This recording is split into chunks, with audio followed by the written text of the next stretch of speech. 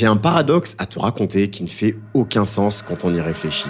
Une vidéo avec 10% de taux de clic par impression et un watch time de 5 minutes qui s'arrête brutalement à 10 000 vues. Une autre qui a un taux de clic de 6% et 3 minutes de watch time qui explose et dépasse les 200 000 vues. Comment c'est possible? Comment la vidéo qui est censée être la pire sur le papier explose tout par rapport à la première? J'ai donc voulu creuser et comprendre ce qui se passait, et si t'es abonné à la chaîne depuis un petit bout de temps, tu sais maintenant que mon nouveau meilleur ami, c'est Claude, et je lui ai donc demandé de s'en occuper pour moi. Je lui ai donné les recherches de Google sur leur propre algorithme et je lui ai demandé de les défricher, de les analyser sous toutes les coupures et de me dire exactement ce qu'il se passait. Et ce que j'ai découvert change complètement ma façon de penser YouTube en 2026. Et je pense que ça va t'intéresser, donc je te partage tout dans cette vidéo. Avant de commencer, tous les supports dont je veux parler dans cette vidéo, tu pourras les retrouver gratuitement dans notre communauté, le club. N'hésite pas à la rejoindre, le lien est en description. Mais dans cette vidéo, je veux pas seulement t'expliquer comment fonctionne le nouvel algorithme et les nouveaux problèmes auxquels on va faire face, mais bien sûr, comment trouver des solutions pour faire en sorte que tes vidéos cartonnent malgré ça. Alors, j'ai donc eu mon problème de vidéo et j'ai voulu comprendre ce qui se passe. J'ai donc demandé à Claude Cowork, mon nouveau meilleur pote, de faire une analyse de ma chaîne et de comprendre ce qu'il se passait exactement. Et je lui ai donc demandé d'analyser les recherches publiques de Google sur leur algorithme. Et ce que Claude m'a répondu, c'est ce qui change tout.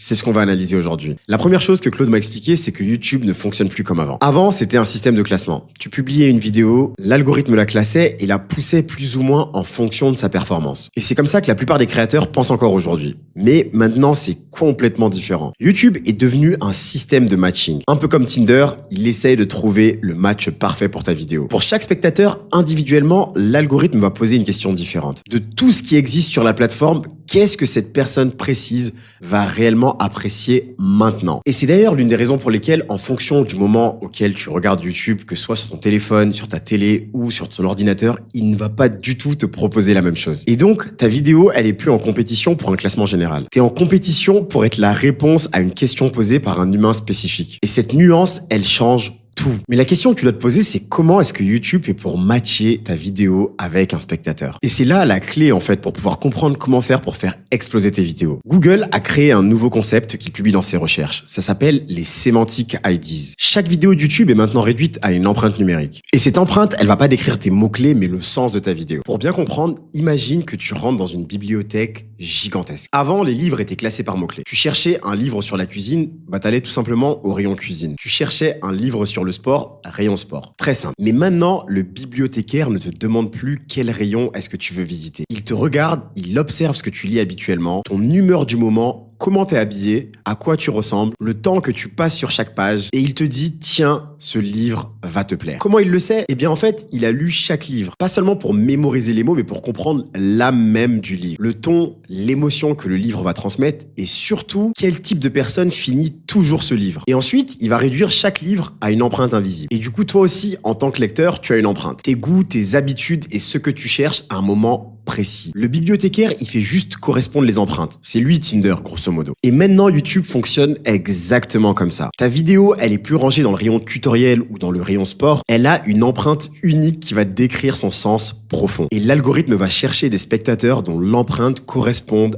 à ta vidéo. Et c'est pour ça que deux vidéos avec des titres complètement différents peuvent avoir des empreintes qui sont presque identiques. Et à l'inverse, deux vidéos avec des titres qui sont très similaires peuvent être très différentes pour l'algorithme. C'est pour ça que tu vas voir deux vidéos sur le même sujet qui n'auront pas du tout les mêmes résultats. YouTube ne lit plus seulement les mots, il va lire ton sens. Et tout ce que je viens de te dire ici, c'est vraiment super important à comprendre, car ça change la manière dont tu dois approcher la stratégie pour ta vidéo. Les fondamentaux, bien sûr, restent le taux de clic par impression et le watch time. Ça ne changera jamais, car à partir du moment où tu arrives à faire venir suffisamment de personnes dans ta vidéo qui restent et qui l'apprécient, tu as gagné, c'est le jackpot. C'est juste la manière dont tu arrives à ce résultat qui doit changer. Parce qu'il y a un niveau au-dessus que personne ne t'explique. Et c'est ce niveau qui va décider si ta vidéo va cartonner au-delà de tes abonnés ou si elle va rester bloquée à ceci. Voilà maintenant un truc qu'on voit malheureusement pas dans YouTube Studio. Et c'est malheureusement ce qui va décider si ta vidéo va cartonner ou pas. Google appelle ça la session de résonance. Le principe est plutôt simple. Si ta vidéo garde le spectateur sur YouTube plus longtemps que ceux qui l'auraient regardé sans ta vidéo, YouTube va la pousser. Par contre, si ta vidéo le fait fermer YouTube, là, c'est l'inverse. C'est un très mauvais signal. Et du coup, c'est pas seulement autant ton watch time absolu qui va compter, mais ton watch time relatif à ce que le spectateur aurait fait sans toi. Une vidéo qui retient 80% des spectateurs qui connaissaient déjà le sujet est plus faible aux yeux de l'algorithme qu'une vidéo qui retient 50% de spectateurs qui auraient fermé YouTube si jamais ils n'étaient pas tombés sur ta vidéo. Je sais que ça peut être un peu confus, donc pareil, je vais te donner une métaphore pour que tu comprennes bien ce que je veux dire. Imagine que tu es dans un restaurant. Tu commandes un plat, il est correct, tu finis ton assiette. Mais voilà la vraie question que va se poser le restaurateur. Est-ce qu'après ton plat, tu as commandé un dessert ou un café? Est-ce que tu es revenu la semaine d'après? Pas seulement est-ce que tu as terminé ton plat à ce moment-là. Parce que finir ton assiette, ça veut juste dire que c'était mangeable. Rester pour un dessert, ça veut peut-être dire que l'expérience était très intéressante et que tu as voulu la prolonger. Eh bien, YouTube fonctionne exactement pareil maintenant. Que les gens regardent ta vidéo en entier, c'est très bien. Mais la question que va se poser l'algorithme, c'est est-ce que la personne,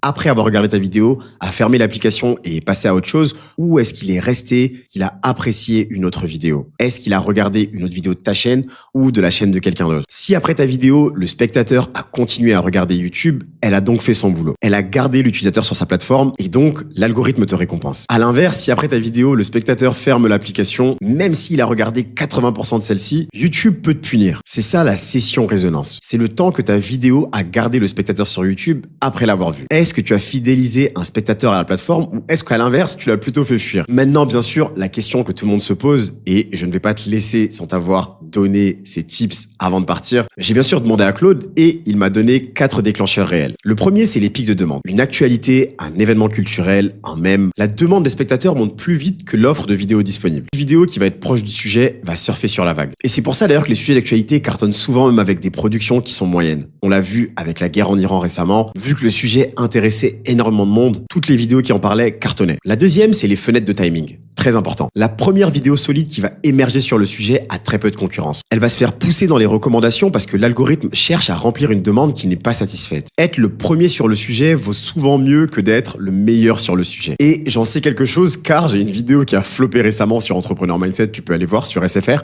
On sort une vidéo par semaine sur Entrepreneur Mindset et donc il y avait une actualité sur SFR, le deuxième réseau téléphonique français qui a chuté. Et le temps que je prépare la vidéo, il y en avait bien sûr des centaines qui étaient sorties. Et elles ont toutes cartonné. Lorsque la mienne est arrivée, le sujet avait déjà été tellement tabassé dans tous les sens que bien sûr, elle n'intéressait plus personne. Donc attention, ne fais pas cette erreur. La troisième, c'est le trafic externe. Twitter, YouTube, Facebook, partage WhatsApp. Quand des humains arrivent sur ta vidéo depuis l'extérieur de YouTube, c'est un signal qui est extrêmement fort pour l'algorithme. Il comprend que des personnes externes veulent ta vidéo, pas seulement des recommandations. Tu lui apportes de nouveaux clients potentiels. Des gens qui ne seraient pas venus sans toi. Et donc, la quatrième, c'est la session de résonance dont on vient de parler. Si tes spectateurs enchaînent avec une autre vidéo après la tienne, l'algorithme te pousse encore plus. Et donc, arrête de te poser la mauvaise question. Arrête de te demander comment battre l'algorithme. Encore une fois, pense toujours à l'algorithme comme un associé. Vous travaillez ensemble, en fait. Et donc, la bonne question que tu dois te poser, c'est qu'est-ce qu'il essaie de satisfaire en ce moment, en fait. Au lieu de chercher la vidéo parfaite, cherche plutôt le moment parfait. Le sujet où il y a une demande qui est pas couverte, la fenêtre de timing parfaite. Continue d'optimiser la satisfaction pour le clic, mais surtout, pense à optimiser la satisfaction post-clic. Tout ce qui se passe quand la personne rentre dans ta vidéo. C'est ça qui compte le plus aujourd'hui. Si tu veux aller plus loin et savoir à quel point l'IA est en train de révolutionner YouTube et si tu ne l'utilises pas de la bonne manière, tu es en train de te laisser dépasser par tous tes concurrents, clique sur la vidéo qui s'affiche. En attendant, je te souhaite de créer un contenu excellent. Prends soin de toi. C'était Mansour. Peace.